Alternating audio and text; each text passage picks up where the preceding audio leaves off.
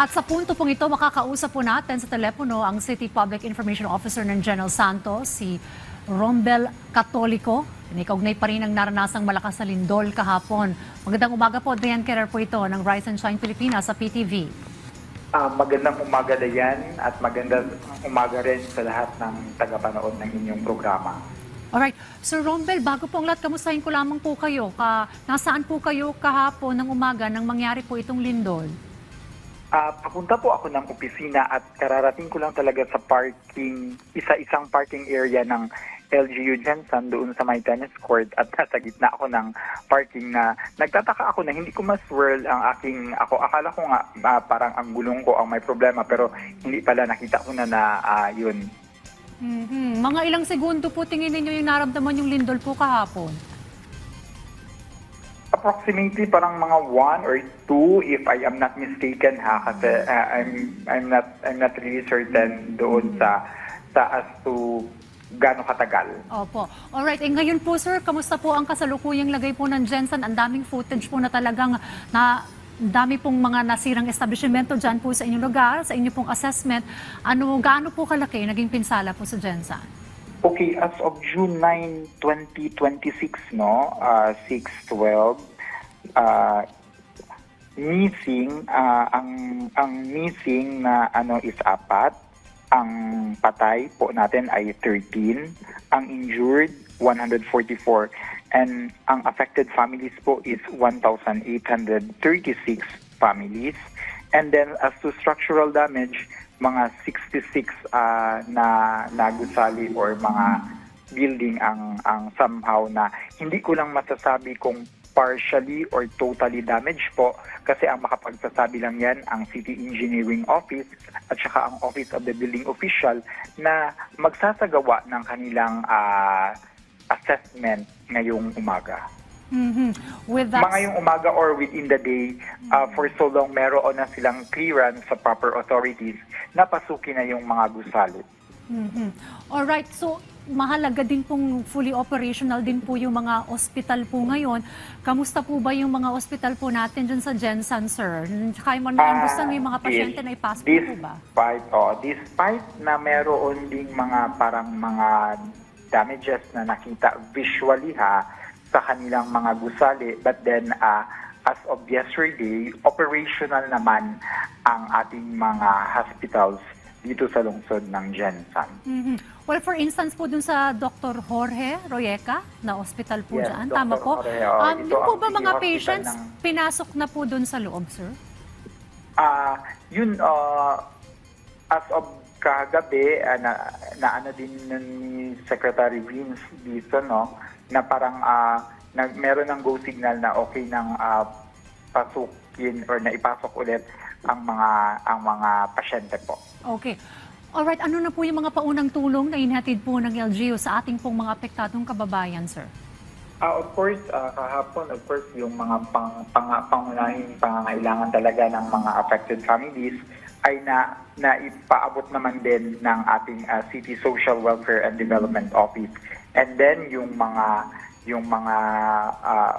nasa hospital, nagsabi na din ang mayor na sasagutin lahat yun ng local government unit.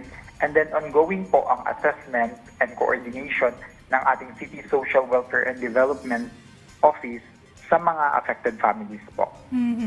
Well, kabubukas lang din po ng klase po kahapon. Kamusta po ang kalagayan po ng mga schools, mga paaralan po dyan, sir?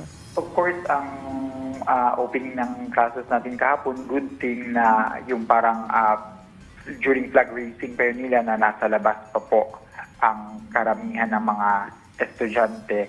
But then as to structural damage also, sabi ko nga kanina na ngayon pa po yun mag-assess ang ating City Engineering Office, Office of the Building Officials and other authorities as to the extent of damage sa ating mga paaralan. Pero sa naiulat, wala namang naiulat talaga na naging biktima sa mga paaralan. Alright, sir, doon naman po sa ating pong mga simbahan, meron din pong isang simbahan, I think that was Holy Cross Parish, Matindi rin po Opo. ang naging pinsala po dito, sir. Ano po? Opo. Nakita po namin kahapon yun. Yun. But as what I have said, hindi po ako makakapagbigay as to the nitty-gritty kung anong extent, partially or totally, kasi ang Office of the Building Official and ang ating City Engineering Office lang po ang makapag-determine po niyan. Alright. Doon naman po tayo sa mga evacuees, sir. Mayroon po ba kayong mga in-evacuate po mga residente at saan po sila ngayon nag-stay?